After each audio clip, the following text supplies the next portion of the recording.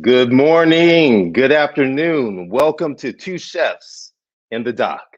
For many of you, you followed us on slavefood.org, where we have gone ahead and we've talked to you about many of the disparities that exist and talked to you about that there's a better way. Well, this session here is about showing you the better way. So I am extremely pleased and honored to welcome in the several guests because these ladies put it down. And the first one we have up is we're going to have celebrity chef Cynthia Chia-Pean. How are you? I'm great. I'm great. I'm honored to be here, Dr. Batiste. Oh man, it's so incredible to have you. I appreciate you joining. You are always so open to coming in and joining on the show and doing new creative things to kind of spread truth, spread Yes, wellness, and spread information. yes, absolutely. All right, so I'm looking forward to it. Let's bring in our second celebrity chef here. There she is. How are you, Chef Mommy? Hey! I'm good. I'm happy to be here. It's good to see you both. Man, I feel honored to be in the presence of you two. Oh Good man, stuff. likewise. It's good stuff. So you know what I want for those who may not be familiar with you, and I doubt there's very many who don't know who both of you are, but just in case there's someone out there who doesn't know who you are, let's start around. And so Cynthia, let's go ahead, Chef, and tell people a little bit about you and what you do and your journey and everything else. Okay, well, my name is Pian. Some of you may know me as Cynthia Chia. But I'm a plant-based chef that celebrates the culinary legacy of Africa and the African diaspora through a plant-based lens, a very specific lens. I was trained at the Natural Epicurean in Austin, Texas. I think some of my chef professors are watching. I fell in love with cooking. It's something that, it was a love language in my family. Unfortunately, that love language led to diabetes, hypertension, heart disease, and things like that. So I decided that I wanted to make cooking my profession, but I wanted my food to heal and not create health issues. So that's why I decided to go in the plant-based direction. And being a first-generation African American of African and West Indian descent, my dad is a native Liberian from Liberia, West Africa. My mother was from Guyana, South America.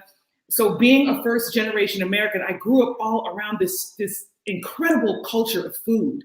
And I realized that so many of our traditional foods are actually the superfoods that are touted, especially nowadays. And I realized that a lot of our foods were healing foods. So I encourage people to embrace traditional foods and traditional ways of cooking as a method of healing their bodies. Love it, love it, love it. You all may recognize Cynthia from a couple of our shows a while back, and she really lays it out in terms of that relationship from a historical standpoint. So appreciate you. Glad to have you on. Now to our favorite chef, Mommy. How are you? Extraordinaire. How are you? I'm great. I'm doing awesome, man. I'm just happy to be well and to be in the company of people who I really admire. Uh-oh. Love it. You went a little bit, your sound's out. I can't hear you. Uh-oh. There you are. There you are. You're back. Do you know You're what back. it is? I'm so sorry.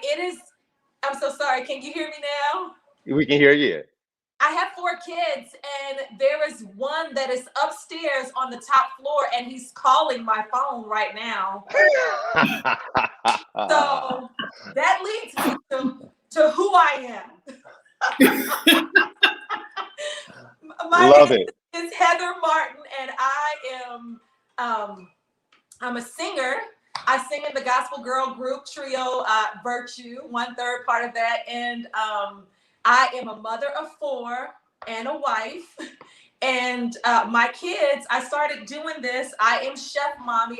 The name was coined by my oldest son, and all 4 of my kids, unfortunately, but fortunately, God has been blessing us. They have food allergies. And so I'm always in the kitchen. And one day my son started this rap, and he said, I made a rap, Mom, for you, and it's called Chef Mommy. And he's like, Chef Mommy in the house. So I decided from that moment, I went live one day with my sister on Facebook cooking and sharing because Colin and I, my husband and I, he is a pediatric surgeon, and we were both overwhelmed to learn as we had children that each of them had these crazy food allergies. And so I really have dedicated so much of my time in my life to making sure that they stay healthy, happy, and alive. So my biggest thing is, though, to just make sure that they still experience food in a healthy way, because they have allergies to eggs, fish, nuts, any kind of dairy products they can't do. So that rendered me to be vegan.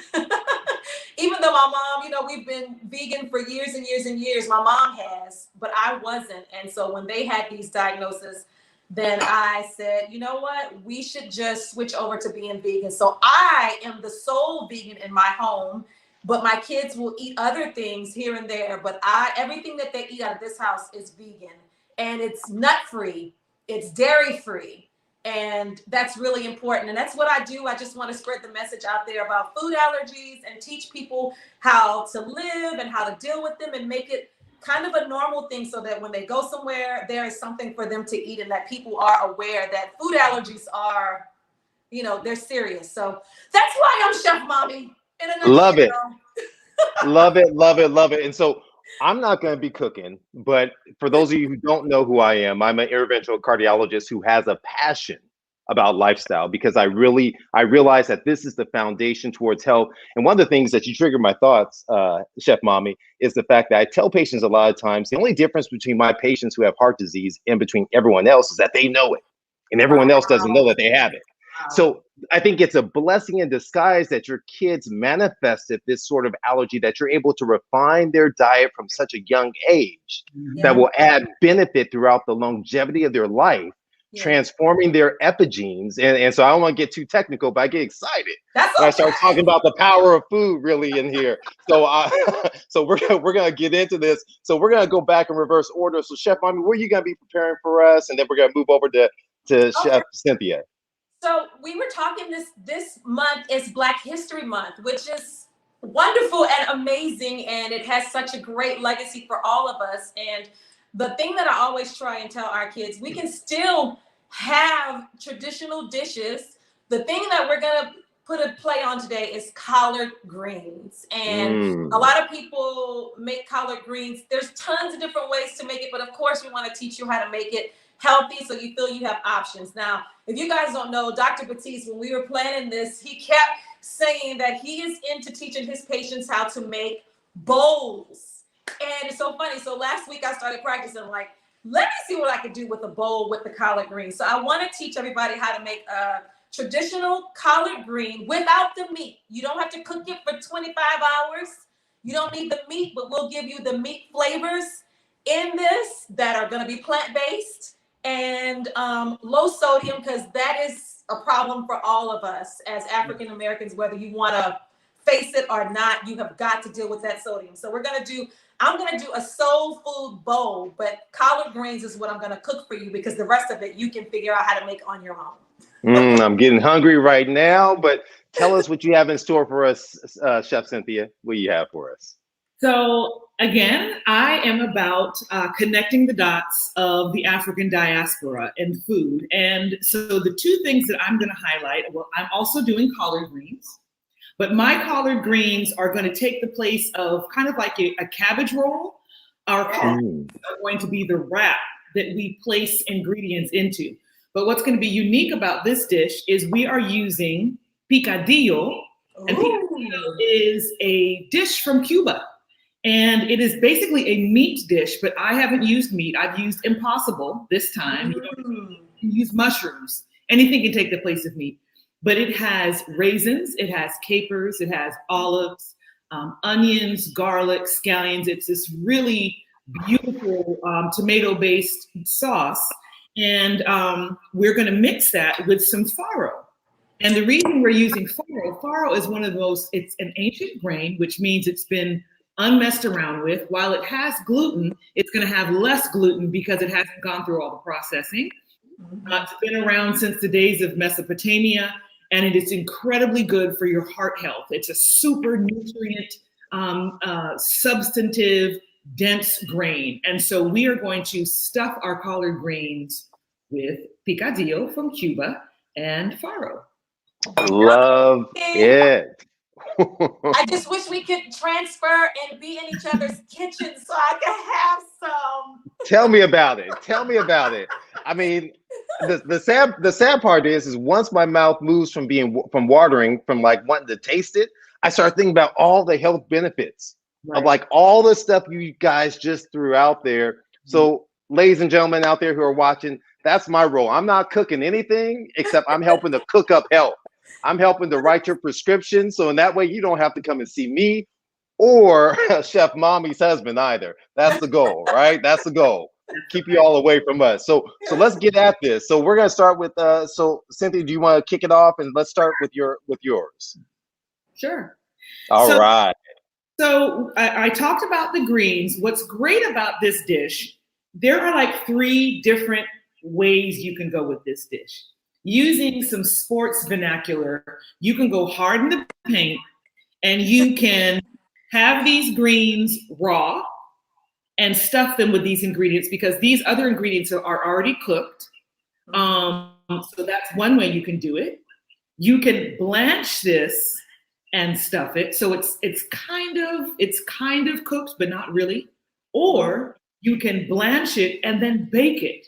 And that really takes on that cabbage roll type of effect. So it really is where you would like to take it. If you want to make it, I mean, any way you present it, in either one of those stages would be beautiful. But again, if you want a lot of roughage, do it raw. If you want a little bit of roughage, blanch. If you're like, you know what, I want to have a collard green, but I'm not trying to do all that, then you roll it and you bake it. Today, we're going to do the one right down the center, which is blanching it.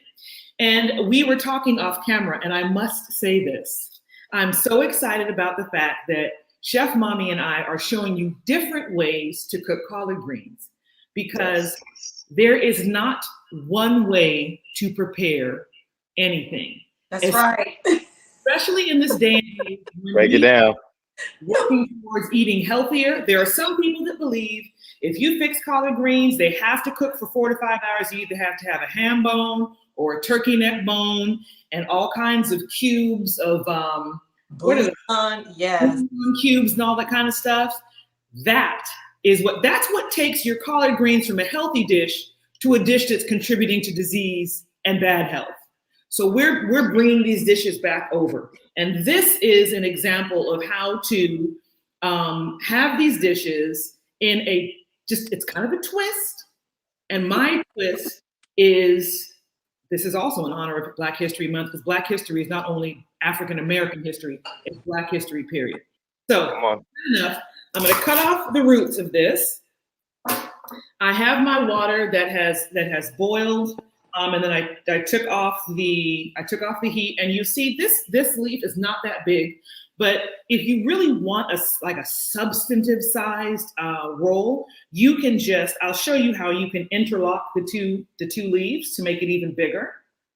But if you want them, smaller, you can do it this too. Hey, somebody from GT from Guyana is on the page. Hey. So I'm just going to drop a few of these in here, and they blanch for, maybe 2 or 3 minutes. You will notice as soon as they hit the water, I don't know if our overhead is still on, but as soon as they hit the water, they get to be this beautiful bright green. And so we're just going to leave it in there for a little while longer. And while that is doing that, we move these out the way, we're going to work on our mixture. And again, picadillo is, you can replace the meat with mushrooms. You don't even have to use mushrooms. The farro, what's beautiful about farro is it almost has a meat-like consistency to it. It's very similar to barley. If you've ever had barley, it's very similar, but it's a larger grain, and it's even more substantive. That's the word that I would use for it. So I think it's great. There are times when I have made dishes and I've taken sun-dried tomatoes and farro, and I put it in my food processor, and I've pulsed it, and it really takes on a meat-like, like a ground beef type texture. So remember, farro is something that you can play around with. It's inexpensive. You can find it quite a few places. Okay, so this is done. I'm gonna take this off. I'm just gonna pour it in my colander. And Cynthia, that's a good farro. That's a good one that we can do in my home because it's not nuts. And in a lot of vegan dishes, people put nuts like walnuts or cashews, and I try to avoid those at my house. So that's one that I'm gonna try with the kids. I made a joke. That's a great idea. That vegan restaurants, some of them should just be called coconut and cashews because it seems like that. And one of the things about farro that's huge in all of these things that you guys are using is really that fiber. So fiber is so important. And even when we look at things like fiber, the role of fiber in fighting COVID, so studies have shown that it actually helps to transform your microbiome. And so for those of you who don't know what that is, we're actually more bacterial DNA than we are actual human DNA. And these bacteria that live in our intestines, they help predict your burden of disease. They help predict your mental outlook.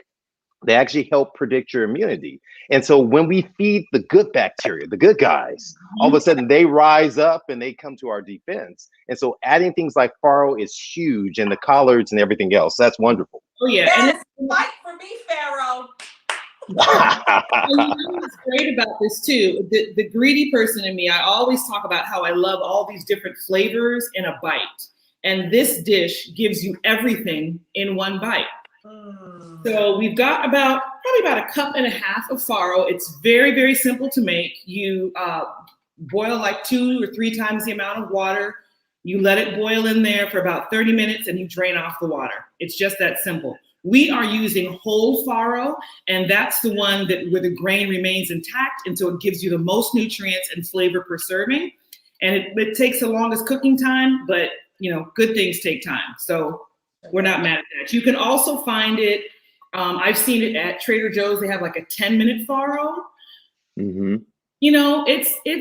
It's good, better, best. It's good, but it's not best because that means that the husk has been taken out. So it's not as nutrient dense as we would want it to be. So we have about a cup and a half of our farro, and I'm just going to take my picadillo. So tell us again what's inside that picadillo. Picadillo it's great. It's got tomatoes, so it's lycopene. We've got that. Love it. We have. And for those of you, we got to break down lycopene for those who don't know what that is, right? That's going to help your prostate health, right? That's huge for men. Is when you have that cooked tomatoes like that, there's tons of power there. So for women, for your men out there, or men for yourselves, let's make sure that you get that in there. Sorry about that. Go ahead. Oh no, that's great. Yes, lycopene. I always include a slice of tomato or something like that. And if I fix a plate for my clients, I always do that because I don't think you can ever have enough of that.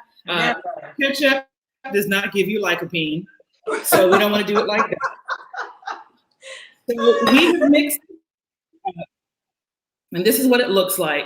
Now, if you are going to bake your roll, you probably are going to want it to be have a little more liquid to it, because as you bake, that liquid is going to evaporate.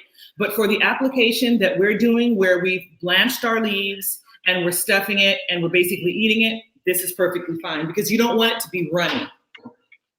So we've got our beautiful, look at these beautiful collard green leaves. Oh, pretty. Beautiful. And see, I like that. I love stuff that it's not only good for you, but it looks pretty too. You want to make your food look inviting. So what I'm going to do is I'm going to show you how we connect these two to make it a little bigger. So what I'm going to do, you can see what I'm doing. Can you see what I'm doing? I'm just going to cut out a little bit of the stem. You're doing surgery is what I see. Cutting out a little bit of the stem because we're going to connect these two. And this is how we do that.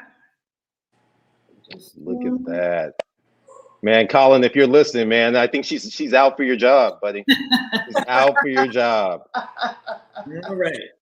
So, and you want to be kind of snug because you don't want whatever you're putting inside to come through that little area there. So this is what we've done. We've connected our two. It's kind of falling down, but we've connected our two. And we are going to use my scoop. I like to use my scoop because then I'm very precise about how many servings I get and how much I put inside. So depending, if you want to make this like if you're serving this along with something, you may want to use, like 4 to 6 ounces. If this is going to be the main course, you would probably do more like 8 ounces. And tell us a bit more about the spices that are inside of that you added. Well, the spices, I have a spice line. And one of the spices that I use in this is called the Habesha spice, and it's very much inspired by Ethiopia, the Eastern Horn of Africa. That's why I call it Habesha. And it's a blend of these beautiful spices, a blend of fenugreek and cardamom and chili. And it's almost the equivalent of when people think of the West Indies, they think of curry. When they think of the Eastern Horn of Africa, they will think of these types of spices. And so this is my Habesha spice. Okay, that's what I nice. Use. And what's great about it too, again, it's taking it's kind of taking a dish that is very continental, I guess, in a sense, and it's giving it even more of a continent, the African continent flair. So if you can see what I've done, I placed this right in the middle.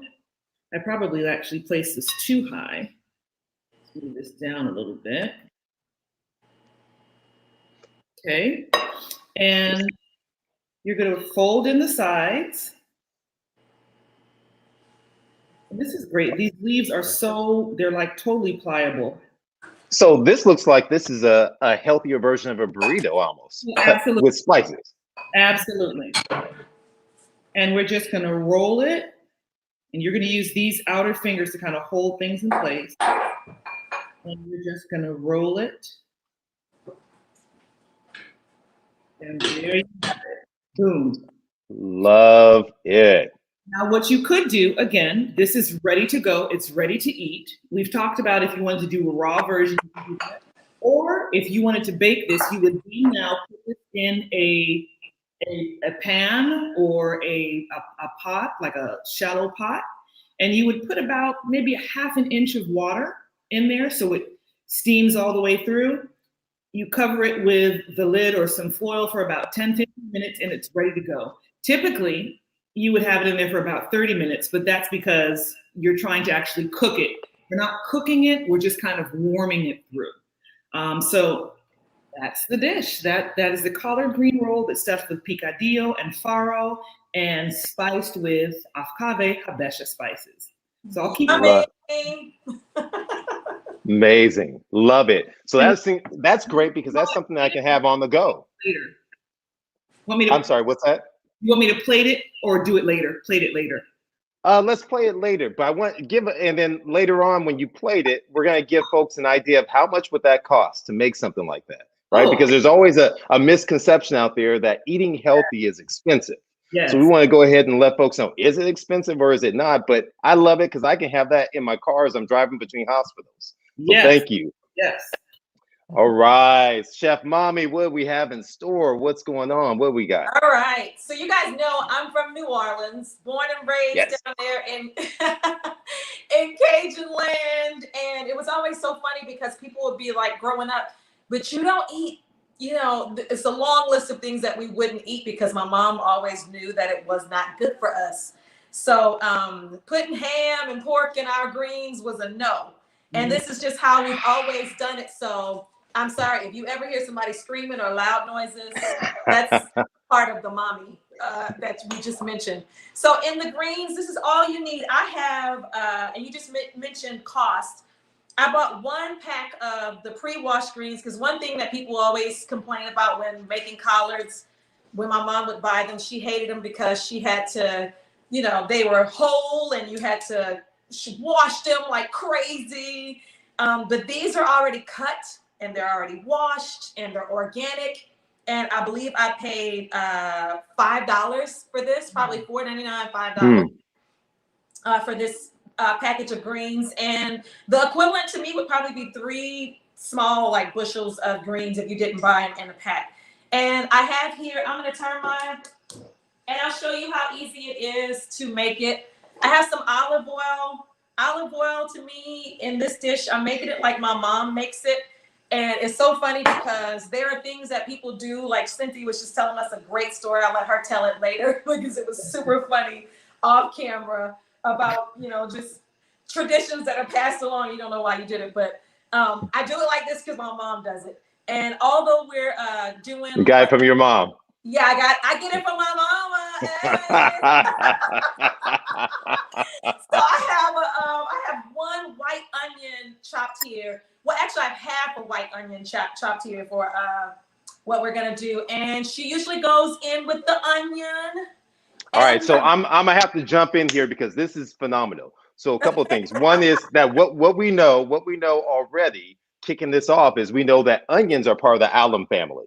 And why that's so important, this allium family, is because they actually can thin the blood. They have somewhat this anti-stickiness, anti-platelet effect to it, which is huge. And now the other aspect of the collard greens is that collard greens and greens in general, your cruciferous vegetables, are going to give you what are called dietary nitrates. These dietary nitrates help to strengthen the lining of the vessels that can reduce blood pressure, that can go ahead and strengthen and give you not only the fiber, but now they're going ahead and they're helping the heart perform. So all these foods, and then the only oil that's ever been shown, so, you know, to be a benefit inside of medical literature is extra virgin olive oil. That's right there. So already Chef Mommy is putting it down for the purpose of her kids right there. Love it, love it, love it.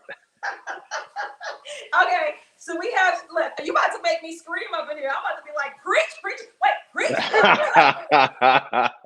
No, it's serious, man. And so the next thing that I absolutely love and that I know you're going to love that I'm using is some garlic here. And garlic is up to you. Garlic is like a superfood that we always talk about, but I'm gonna let you tell them because some people don't know about garlic. So tell them. Yes, I mean, listen, garlic, don't worry about your breath now. Come on, get that garlic in, get it in, get it in. It is also another key component for cardiovascular health. So these things are not just food. That saying that was said many, many, many eons ago, let thy food be thy medicine and thy medicine be thy food, is not just a saying. These ladies are practicing it. They are practicing medicinal benefits right now before you. This is huge. I love it. You know, can I add something real quick, Heather? Absolutely. Going back to the continent, one of the things that I noticed is, you know, Dr. Batiste, the whole slave food movement, it's so powerful because the foods that we adapted once we came to this country as enslaved and how things was a result of suffering. It was survival food. Yes. When you eat greens on the continent, they are not cooked and seasoned like how we find them here in this country. And several years ago, I was in Uganda and somebody fixed vegetables for me, and I was kind of taken aback because I could taste the vegetables. I could taste the greens. So what that was much more in line with tradition than survival. Yes, that's love awesome. It. And this is like the cheapest things that you really can buy and make and eat. So the next thing that I'm going to add to my pot here is some celery. And I want to say this because I suffer from high blood pressure, and it has been like a family curse in my home, no matter how, you know, much I exercise or what I do. So I'm aware of it, and I really take time for my kids because I know that it's a part of who we are. It's our DNA. We have to really be careful about how much salt we do. So I kind of like count it when I put it in here.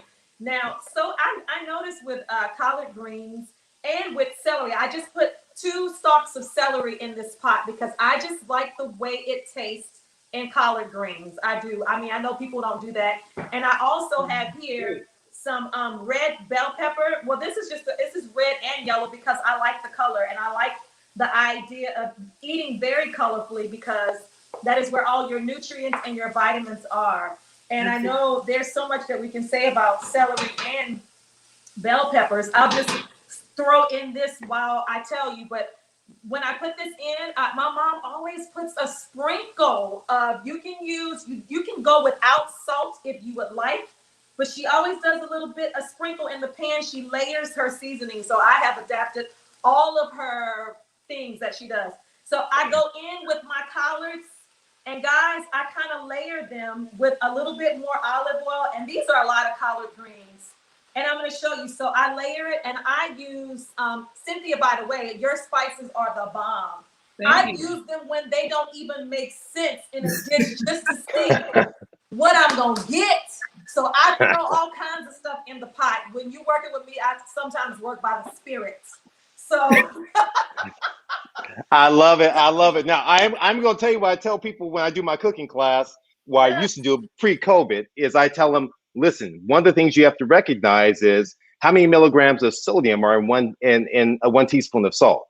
And so one of the things is that when you're an excellent chef, like Chef Mommy and Chef Cynthia, you can cook by ear. You can put a dash of this, a sprinkle of that. But for those of you out there, when you're trying to really refine, recognize that there's 2,000 milligrams in 1 teaspoon of salt.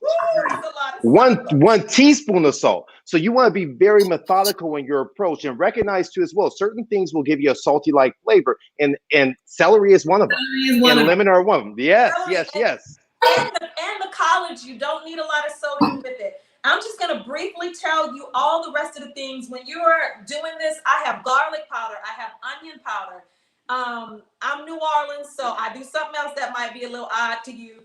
I put a bay leaf up in there, and I don't put a ton of water. I don't put a ton of water in my collards, because I don't want them swimming. I don't want all of that pot liquor. That's just me. I want to keep some green to them. I want them to, still taste like something. They don't have to instantly melt away in my mouth for me even. But if that's what you like, I'm going to tell you something. Step out of what you like sometimes, because it's going to make you better. Sometimes when you stretch yourself just a little bit, somebody asked me for a recipe one time for pancakes, and they were telling me they were trying to live a life that was dairy-free, right? So I give them my mom's tried and true pancake recipe. And this person is a big person, so they get on the internet and blast me. Like, this is the nastiest pancakes I ever had. And I'm like, that's because you have been so used to eating with rich foods like dairy and butter and milk. Those things, they do taste different. So you have to change, have an open mind when you're going to your palate. Come on, say that, because here's the thing, I tell people. Nasty, grow up. No. That is somebody who is 5 to be like, I don't eat that. I don't eat vegetables. Oh my God, who are you? Get over it. Do you want to live? You must eat vegetables, and don't be like it's nasty. Give your body and give your mind and yourself a chance to catch up to something that is really good for you. It takes time to change your palate. And with the things that we're doing today, it may taste different to you, because I'm telling you, if now eating the way I've eaten for like about 4 years now, if I eat something that has eggs or milk, or not saying it's bad and not knocking anybody, I notice a different, my mouth is coated with from the richness of it. But when you eat foods that are just true to life, you get more out of it. Trust me. And don't go telling people who try to help you that it's nasty. Try it again. Well, that's the thing. I always tell people, I ask them 2 questions, right? And so for those of you who have been delivered, who have elevated, transcended to another level, don't be offended by these questions. I ask them first, did you like coffee the first time you ever had coffee? The second question I ask them is, did you like alcohol the very first time you tasted alcohol, for those who taste alcohol? And invariably, 99% of the time when I'm giving talks, the answer is no, absolutely I didn't like it. But you kept doing it, right? Yeah, you kept doing it. Why? Because you love the way it made you feel. You love the way it made you feel, right? The coffee gave you energy. The alcohol relaxed you. I'm going to tell you that when you eat like what Chef Cynthia and Chef Mommy are telling you, you're going to love the way it makes you feel. You're going to love the fact you're not revolving your social calendar around your doctor's appointments, is what you're going to love most of all. That's right. Now I left out a couple more key spices that I do in this, and I don't know, this might not be super healthy, y'all. This one, this is shrimp and crab boil, but it's not. It's just the flavor. It's kind of a New Orleans kind of spicy thing. Y'all have seen that before. You can do without that too if you don't want to, but it gives it like a Cajun kind of yummy taste. And I put liquid smoke, which has like it has a meaty flavor to it. Some people put other, ingredients that would give it more of a meat flavor to it, but I don't put a ton of water. My sister has a rule. She's like, as much water that you can hold in the top of your Karima tells me this because she makes the best greens. In the top of the pot top, that's how much water you might want to put in the greens. This one's the steam. You really want the steam. Yes.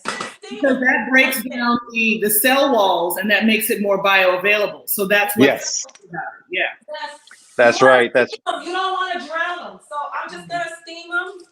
And I just poured that all over my Saw that there. So just so you all know, I actually am a doctor. So one of the things that happens when you eat some of these green vegetables, as you begin the process of chewing it, right, you release, this body reacts inside with a chemical process, and it releases something called isocyanates. Mm-hmm. And these are the components that really lead and trigger to all the metabolic benefits inside your body. And so there's so much power that they're showing there. And Chef Mommy threw out something that people may have missed or they don't know what she's talking about. She said some pot liquor in there. Tell us what pot liquor is. I mean, what's pot liquor? Pot liquor is a juice that's left over. There'll be a little bit of pot liquor, just a little less than we would have if we were drenching our greens. And, but it tastes, it's all of the spices and all of the nutrients and everything that comes out of the greens. Right. Into the water. Yeah. Yep. So what I'm going to do, Dr. Batiste, if it's okay, should I show you guys now, or are we doing that now or no? Yeah, we can. We'll start with you. If you want to make your bowl, then we'll go back as Cynthia's plated and kind of go back to order. So this is TV magic. This is about how dark I got my greens because I still want them to have life and still have something to them, especially since I'm putting them in a bowl. And you don't have to make a bowl, but a bowl is pretty fun. And I'll tell you guys, for those of you who are parents, a really great trick to making kids especially, eat things that they don't normally eat is peer pressure, number one. Say it. So that means I will take, sometimes I take a charcuterie board and I will put out our dinner on that board and I will let them make their own things and make their own bowls or make their own little plates from it. And so they would really get a kick out of this bowl. Just make stuff fun if you can for people and for your children. So I have a piggy bowl that I'm gonna fill with some brown rice. I made some brown rice and quinoa, a brown rice quinoa blend. You can throw them in the pot at the same time as you're cooking some regular brown rice and the quinoa, and it will cook perfectly like this did. So I'm just gonna put that on the bottom. And I made these greens, and I know that this helped me out so much today because I won't have to think about what we're gonna have for dinner. Now, because this is gonna be a soul food bowl because we're doing it for Black History Month, I also did something pretty colorful. I found some white yams, and I found some red potatoes and just the regular potatoes, sweet potatoes. These are all sweet potatoes. I threw them in the oven. I roasted them with some fresh rosemary, a little bit of olive oil. So I'm going to put a little bit of that in my bowl. That's going to be a hearty, delicious bowl. Mm-hmm, yes. Sweet flavor. And, we always do yams. And like what was so funny, Cynthia, that you were talking about the tomatoes. Tomatoes always go with greens to me. Yeah. So that is so great. Mom, I said I couldn't imagine making this bowl without the tomatoes. So I'm going to put some tomatoes on there, just some fresh tomatoes, just for the color too, the red. And then Cynthia has taught me a whole bunch in this whole vegan game too. A lot of tricks. Cynthia's been here and taped with me, and I follow you guys. I look up to y'all. It's awesome. So today I bought some I bought some mushrooms. Oh, And some of wow. us are struggling with the whole fried thing and chicken and that kind of thing. Like she said, mushrooms can replace any kind of meat that you're doing, or you could use tempeh or tofu if that's Come on. something that is allergen friendly. It's all about taking steps in the right direction, and this definitely is. So I look at that. You see how it looks like chicken? Beautiful. It's a perfect golden I brown. love it. Yeah, so that's a trumpet mushroom. I did trumpet and oyster mushrooms. And I did fry them, but you can fry them in the air fryer, or you can put them in the oven and let them bake. Mhm. All right. Love it. So that is my bowl. And I've asked the doctor if you were having this soul food bowl, would you have it with the white sauce or red sauce? And of course, he said I would have some hot sauce. So this is the bowl. And Love it. that's what I did with my collard greens. And literally, this is just a whole meal. So it is. Love it. That's So it. how much would you say that bowl would cost if you had to put some an idea? To make this entire meals. Now the mushrooms took it over the top. You don't have to buy those expensive mushrooms. Let me see, $5. Maybe this whole meal was about $20. Okay. And I have some pickled. I pickled some onions because what is a soul food dish without some kind of pickle on the side? And so that's the other thing I'm gonna put on here for some color. And that is it. And this is cheap. This does not cost a lot of money. And to cut down on sodium, you can pickle with lime juice. I pickle with lime juice and a pinch of salt. Or my wonderful friend just told me about ume plum vinegar that tastes. And I didn't even realize I had it in my pantry, but you could also pickle it with that. And Cynthia, maybe you can tell us more about it. Yeah, umeboshi. It's great. It's great. That looks yummy. That looks yummy. Yes, it does. Good stuff. Cynthia, let's see the final setting for yours. Okay, so I've got mine here. I'm just gonna cut it down the center carefully. Make sure you have a sharp knife. This would definitely be a knife and fork type dish. And so I'm a California girl, so I love avocado. Yes. And that's also great for heart health. It's Yes. healthy fat. You still want to be moderate with it. You don't want to like eat a whole avocado every day. Although I have been known to. We're just going to put a little bit of avocado on the side. Wow. And I spoke about tomatoes, so I like to have my fresh tomatoes. I have to give a disclosure to the folks out there. All right, your place may not look quite as pretty as Chef Mommy's and Chef Cynthia's. I know somehow my stuff never looks like that. It never looks that good, but it tastes good going down. That's all that matters. Yes, that's all that matters. Microgreens, which they do have a nutritional content, but they really are for beauty. And because I do a lot of private chefing, I love a microgreen. But here we go. Beautiful. Wow. You could do this with a raw collard green if you want to go hard in the paint.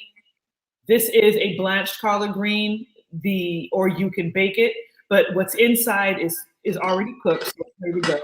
And I would say that this is probably going to clock in around $20 as well. And that is because, well, for this particular one, because I did use the Impossible. Now, if you didn't use the Impossible and you just used farro, I bought a bag, about 2 pounds worth of farro for $7 from Sprouts. I got my bunch of greens for $4. That takes us up to $11. Then my tomato sauce, I think that was another $4, so $15. And then the different, spices, et cetera, raisins and things like that. I would say it's probably close to about $20. Yes. Love it. Incredible, incredible. Man, I've never seen soul food and Black History Month come together in the way it did today. This is great. This is great. I don't know how I can somehow get this overnighted to me so I can have something to eat for work tomorrow. But there was something we were speaking about earlier that I wanted to speak on as well. We were joking off camera about how there are traditional ways to make dishes. And people feel that a certain thing must be made a certain way or it's not what it is. And that's not true, especially when you are moving towards eating healthier. That's right. So you need to rethink some of those things. And there's so many ways to interpret foods, especially in the diaspora. I told a joke about, although this is not diaspora specific, but this woman who used to fix a roast. And every time she would fix a roast, she would cut off either end of it. So she asked her mother, why do you do that? She said, oh, because my mother did it. So she asked her grandmother, why do you cut off the two ends of this roast? And the grandmother said, oh, because it was too big to fit in the pan. For all these years, this young woman thought that was a key step in preparing a roast. So I think that we need to broaden our perspective, try new things. We need to recognize that as people of color, this COVID thing has hit us hard. Yes. We have been the epicenter of this pandemic. And doctor, you can tell us it's because of these pre-existing conditions. It's because we as a people have lived in a place of seeing food simply as comfort. Yes. And when you see food as comfort, your decisions are altogether different than when you're thinking about longevity, right? Because you can get that 2-piece of the biscuit, you can get that for $3, $4, but what is that contributing to? And they say you have to pay the piper eventually. And our community has been overwhelmed with this. So some of these things may look, a little just off for you. Like the greens that Heather Chef Mommy cooked, she probably steamed them for 10, 15 minutes. Mm-hmm. She's not going to eat nasty food. Obviously it tastes good. Like, just try it. And if you don't like it, spend a little longer. Yeah. But we need to incorporate things where we are working towards our health, because once your health is gone and you're sitting down in front of Dr. Batiste, there's a whole lot you have to do to try to get back to a manageable point if you can get there. So let's eat and cook and live in such a manner that we want to, for longevity.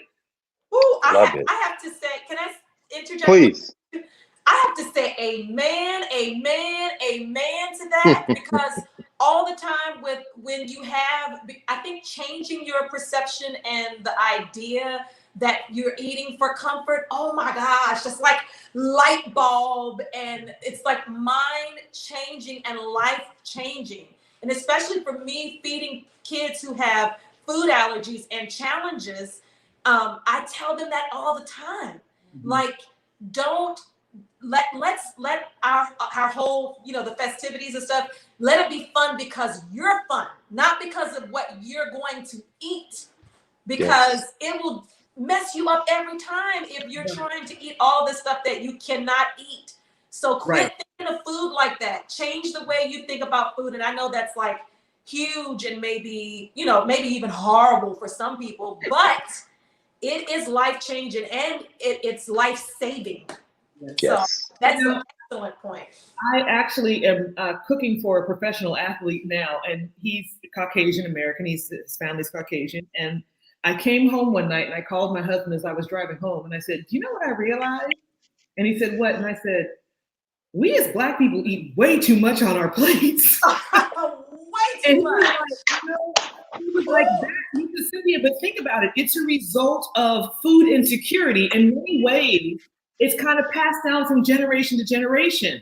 Yes. And you ate everything on your plate, and if there was more, you ate it, or you were punished for not finishing your plate. Yes. A completely different approach to it. So I'm cooking for these people, and I'm putting what actually is a normal serving, because if you think about it, when we go to restaurants, what we get are not normal servings. No. Cheesecake Factory, you're getting enough to feed literally 2 or 3 people. Yeah. So I'm putting normal servings on their plate, and I am completely gobsmacked that they're satisfied with it. I'm like, you're really okay? So it's that too. It's not only eating better, but it's Wow. eating less. Yes. We, Yes.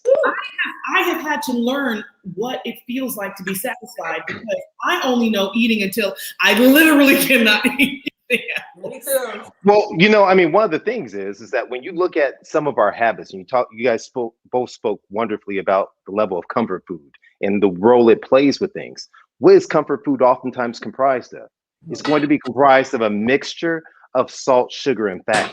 That's Right. And that mixture, this holy trinity that's there, this evil trinity rather, is the thing that leads to your detriment. And so Right. studies have shown that when rats simply will eat just sugar by itself, they might be okay. But when you add sugar and fat together, they're going to eat until they explode.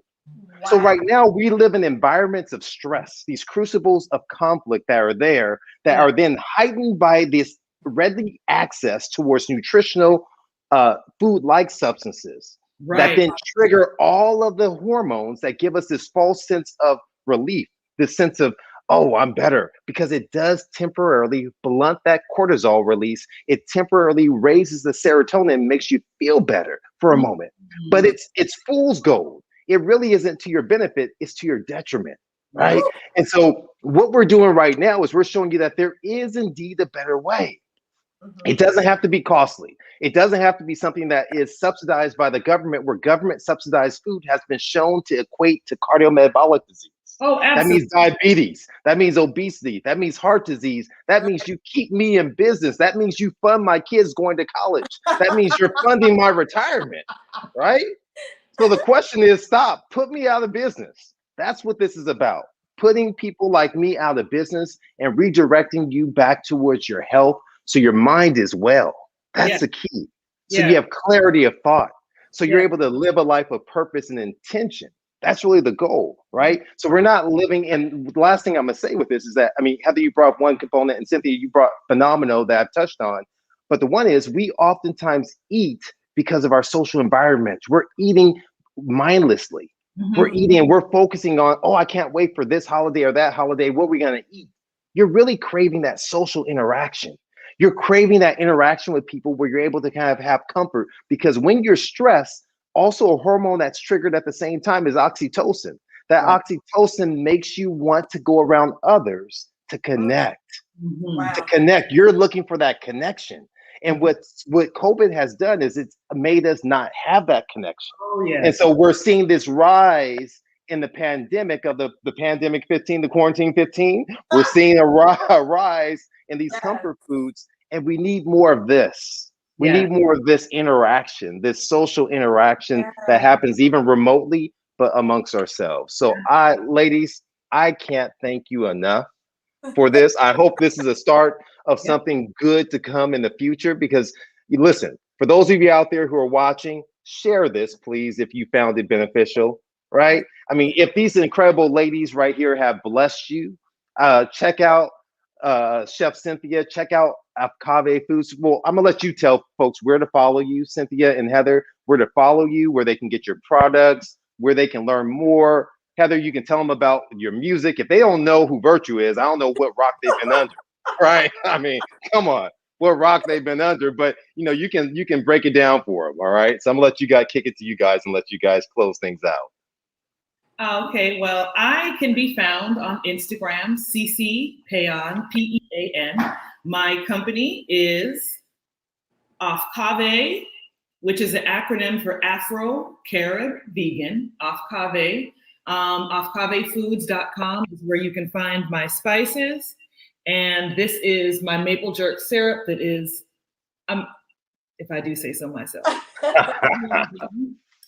This is my quarantine curry that is inspired by my mother from Guyana.